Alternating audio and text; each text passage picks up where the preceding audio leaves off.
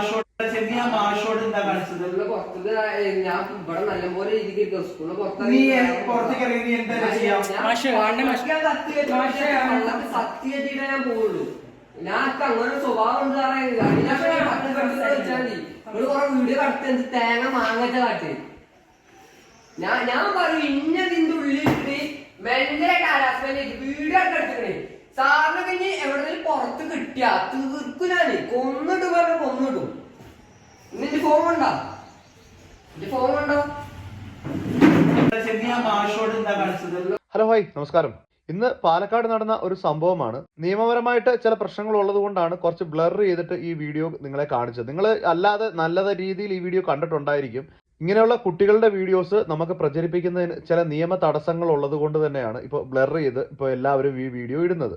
അപ്പോൾ ഈ വീഡിയോ കണ്ട എല്ലാ ആളുകളും ശരിക്കും ഒന്ന് ഞെട്ടിയിട്ടുണ്ടാകും. കാരണം നമ്മളൊക്കെ സ്കൂളിൽ പഠിച്ചുകൊണ്ടിരുന്ന സമയത്ത്, ഇപ്പോഴത്തെ ന്യൂ ജനറേഷൻ പിള്ളേരെ കുറിച്ചിട്ടേ അല്ല ഞാൻ പറയുന്നത്. അത് ഞാനൊക്കെ പഠിച്ചുകൊണ്ടിരുന്ന സമയത്ത് ഞങ്ങളുടെ ക്ലാസ്സിലെ സാറിനെക്കാട്ടിലും മീശയും താടിയുമുള്ള ആളുകൾ എൻ്റെ കൂട്ടത്തിൽ ക്ലാസ്സിൽ പഠിച്ചിരുന്നു. പക്ഷേ അവർ പോലും സാറിനോട് ഒരു ബഹുമാനം ഉണ്ടായിരുന്നു, ഒരു പേടി ഉണ്ടായിരുന്നു, ഇതെല്ലാം ഉണ്ടായിരുന്നു. അന്ന് സാറിൻ്റെ കയ്യിൽ ചൂരലുണ്ടായിരുന്നു. ഇപ്പോഴത്തെ മാതാപിതാക്കളോടാണ് ഞാൻ പറയുന്നത്. ഇപ്പൊ കുട്ടികളോട് ഒന്നും തന്നെ ചോദിക്കാനായിട്ട് സാറുമാർക്ക് മടിയാണ്. കാരണം എന്തെങ്കിലും ചെയ്തു കഴിഞ്ഞാൽ പിന്നെ മനുഷ്യാവകാശ കമ്മീഷനായി, പിന്നെ അങ്ങനായി ഇങ്ങനായി, ചിൽഡ്രൻസ് വെൽഫെയർ അസോസിയേഷൻ വരുന്നു, അങ്ങനെ പല പ്രശ്നങ്ങളുടെ പുറകെ ഓടേണ്ടി വരും. അതുകൊണ്ട് തന്നെ മിക്ക സാറുമാരും ഒന്നും മൈൻഡ് ചെയ്യാതെ മുന്നോട്ട് പോകുന്ന അവസ്ഥയിലാണ് ഇപ്പോൾ നമ്മുടെ നാട്ടിലെ ഒരു വിദ്യാഭ്യാസ മേഖല കടന്നു പോയിക്കൊണ്ടിരിക്കുന്നത്.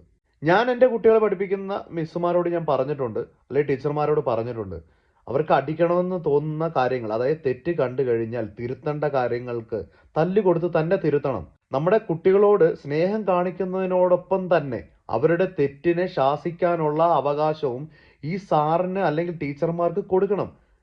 എല്ലാവരും പറഞ്ഞു പഠിച്ചു വെച്ചേക്കുന്നത് എന്താണ്? മാതാ പിതാ ഗുരു ദൈവം. മാതാവിനെ പിതാവിനെയും കഴിഞ്ഞു കഴിഞ്ഞാൽ ഗുരുവിനെയാണ് നമ്മൾ ബഹുമാനിക്കേണ്ടത്. അത് കഴിഞ്ഞിട്ടേ ദൈവത്തിന് സ്ഥാനമുള്ളൂ. ഇവര് മൂന്നുമാണ് നമ്മളുടെ കൺമുന്നിലുള്ള ആദ്യത്തെ ദൈവങ്ങൾ എന്ന് പറയുന്നത്.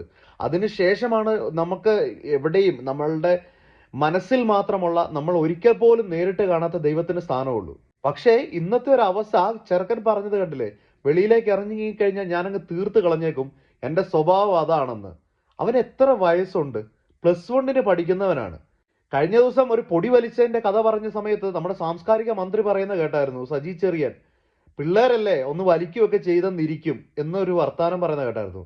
ഈ പറയുന്ന ഈ കുട്ടികളൊക്കെ എന്തുമാത്രം ലഹരികൾക്ക് അടിമയായിരിക്കുമെന്ന് ആർക്കൊക്കെ തോന്നുന്നുണ്ട്? ഈ ചെറുക്കൻ ലഹരി ഒന്നും ഉപയോഗിക്കാത്ത നല്ലൊരു കുട്ടിയാണ് നിങ്ങൾക്ക് ആർക്കെങ്കിലും തോന്നുന്നുണ്ടോ? അവന്റെ സാമാന്യ ബോധത്തിലാണ് അവൻ ഈ സംസാരിച്ചതെന്ന് നിങ്ങൾക്ക് തോന്നുന്നുണ്ടോ? ഒരു ഫോൺ പിടിച്ചു വെച്ചതിന്റെ പേരിലാണെന്ന് നിങ്ങളിത് മനസ്സിലാക്കണം. രണ്ടാമത്തെ കാര്യം അതാണ് എനിക്ക് പറയാൻ വരുന്നത്. ഇപ്പോഴത്തെ ഫോൺ അഡിക്ഷൻ എന്ന് പറയുന്നത് ഭയങ്കര കൂടുതലാണ്. നമ്മുടെ കുട്ടികള് ഫോൺ ഉപയോഗിക്കേണ്ടെന്നൊന്നും അല്ല പറയുന്നത്. നമ്മൾ കാലം മാറുന്നതിനനുസരിച്ച് നമ്മൾ കോലവും മാറിക്കൊണ്ടിരിക്കും. പക്ഷേ നിയന്ത്രണങ്ങൾ ആവശ്യമാണ്. എല്ലാ കാര്യങ്ങളും തോന്നിവാസം രീതിയിൽ ആവശ്യത്തിലധികം എന്തും കൊടുത്ത് വളർത്തുകയാണെന്നുണ്ടെങ്കിൽ ആ കുട്ടികളെ പിടിച്ചാൽ കിട്ടാൻ വളരെ ബുദ്ധിമുട്ടായിരിക്കും.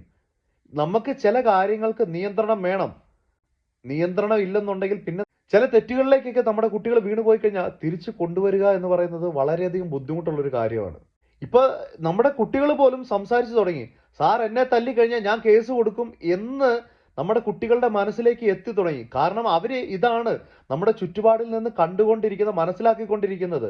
നാളെ ഒരു ടീച്ചർ ഇപ്പോ ഒരു ആൺകുട്ടിയെയും ഒരു പെൺകുട്ടിയെയും കൂടെ ഒരു എന്താ പറയുക, ഒരു അല്ലാത്തൊരു അവസ്ഥയിൽ കാണുക എന്നിരിക്കട്ടെ, ഒരു ടീച്ചർ അതിനെ ചോദ്യം ചെയ്താൽ ടീച്ചറിനോട് തിരിച്ച് സംസാരിക്കാനും മാത്രം വളർന്ന ഒരു ജനറേഷനാണ് ഇപ്പോഴുള്ളത്. ഇന്ന് തന്നെ മറ്റൊരു സംഭവം നിങ്ങൾക്ക് കേട്ടിട്ടുണ്ടായിരിക്കും. 10ാം ക്ലാസ്സിൽ പഠിക്കുന്ന പെൺകുട്ടിയാണ് ഗർഭിണിയായിരിക്കുന്നത്. കൂടെ പഠിക്കുന്ന ചെറുക്കനെയാണ് അറസ്റ്റ് ചെയ്തിരിക്കുന്നത്. അപ്പോൾ എല്ലാവരും ഞാൻ ഈ പറഞ്ഞ പോലെ കാലം മാറുന്നതിനനുസരിച്ച് കോലം മാറണം. പക്ഷേ അത് എല്ലാ സ്ഥലങ്ങളിലും, അത് വീട്ടിലായിക്കോട്ടെ സ്കൂളിലായിക്കോട്ടെ, നിയന്ത്രണങ്ങൾ വേണം, നിയമങ്ങൾ വേണം. ഇതെല്ലാം അനുസരിക്കാൻ ബാധ്യസ്ഥരായിരിക്കണം. അല്ലാതെ എന്ത് തോന്നിവാസം കാണിക്കുന്നത് എൻ്റെ അവകാശമാണ്, അതിനൊക്കെ വളം വെച്ചു കൊടുക്കുന്ന മാതാപിതാക്കളും കൂടെ ഉണ്ടെങ്കിൽ നല്ല രീതിയായിരിക്കും മുന്നോട്ട് പോകുന്നത്.